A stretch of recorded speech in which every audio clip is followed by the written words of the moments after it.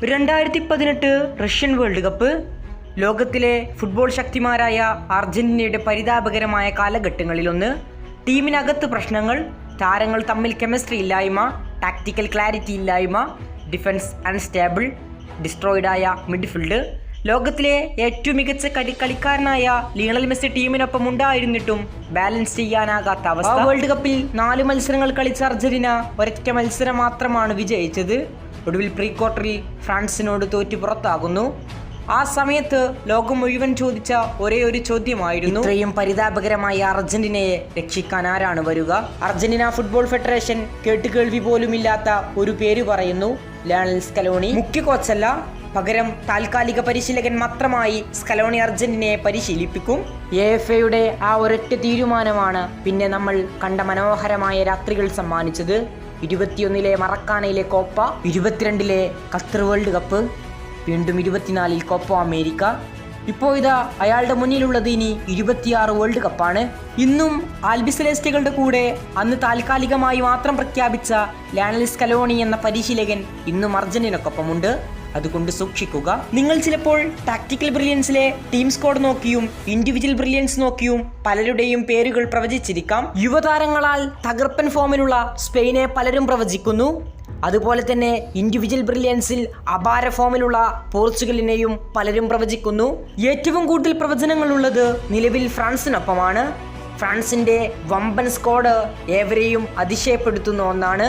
Market ക്യാപ്പിൽ അവരെക്കാൾ എത്രയോ താഴെയുള്ള അർജന്റീനയുടെ പ്രതീക്ഷ ഈ ഒറ്റ മുതലിലാണ്. ലയണൽ സ്കലോണി എതിരാളികളെ പഠിച്ചു മനസ്സിലാക്കി കളത്തിൽ ഏത് തന്ത്രത്തിലും കളിമെനയാൻ ശേഷിയുള്ള പരിശീലകൻ. കളിയുടെ മെന്റാലിറ്റി മനസ്സിലാക്കാൻ സ്കലോണിക്ക് സാധിക്കും. എതിരാളികളുടെ വിടവ് മനസ്സിലാക്കി എങ്ങനെ ഗെയിം പ്ലാൻ മെനയണമെന്ന് സ്കലോണിക്ക് കൃത്യമായ അറിവുണ്ടാകും. അതിനൊത്തു പോന്ന ഒരു കൂട്ടം കളിക്കാരെയും അദ്ദേഹം തയ്യാറാക്കി വെച്ചിട്ടുണ്ടാകും. കളി എങ്ങാനും ഡിസ്ട്രോയ് ആയി എന്ന് തോന്നിയാൽ ബെഞ്ചിലിരിക്കുന്ന 2-3 എണ്ണത്തെ അങ്ങ് അഴിച്ചുവിടും. എന്നിട്ട് കളിയുടെ ഗതി അങ്ങ് മാറ്റും. എത്ര തവണ നമ്മൾ കണ്ടതാണ് ഈ കാഴ്ച. ടാക്ടിക്കലി സ്കലോണി എത്ര ഡേഞ്ചറസ് ആണ്. മോഡേൺ ഫുട്ബോളിൽ സർവൈവ് ചെയ്യാൻ ഒരു സിസ്റ്റം മാത്രം പോരാ. അതുകൊണ്ടാണ് സ്കലോണി ഓരോ മത്സരത്തിനും വ്യത്യസ്ത അപ്രോച്ച് ഉപയോഗിക്കുന്നത്. Need position, Argentina can dominate the ball. Need counter attack, Argentina can destroy teams in transition. Need defensive discipline, they can sit deep and suffer together.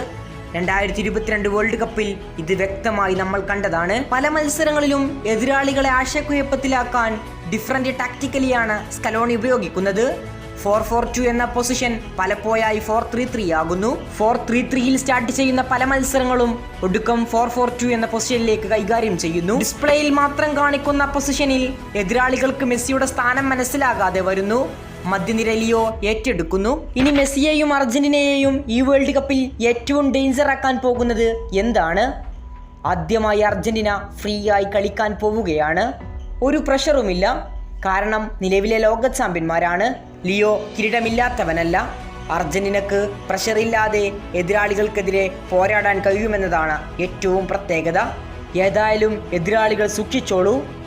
ചിലപ്പോൾ നിങ്ങൾക്ക് ഇൻഡിവിജ്വൽ ബ്രില്യൻസിലോ ടീം സ്ക്വാഡിലോ മറ്റുള്ളവരെക്കാൾ താഴെയായിരിക്കാം Argentina. എങ്കിലും മെസ്സിയും സ്കലോണിയും എല്ലാം build ചെയ്ത ആ Argentina തന്നെയാണ് ഇപ്പോഴും ഉള്ളത്. അതുകൊണ്ട് എതിരാളികൾ സൂക്ഷിക്കുക. കൂടുതൽ ഫുട്ബോൾ വാർത്തകൾക്കും വിശേഷങ്ങൾക്കും വേണ്ടി ചാനൽ ഇപ്പോൾ തന്നെ മറക്കാതെ സബ്സ്ക്രൈബ് ചെയ്യുക. കൂടുതൽ ഫുട്ബോൾ വാർത്തകളും വിശേഷങ്ങളുമായി ഇനിയും കാണാം.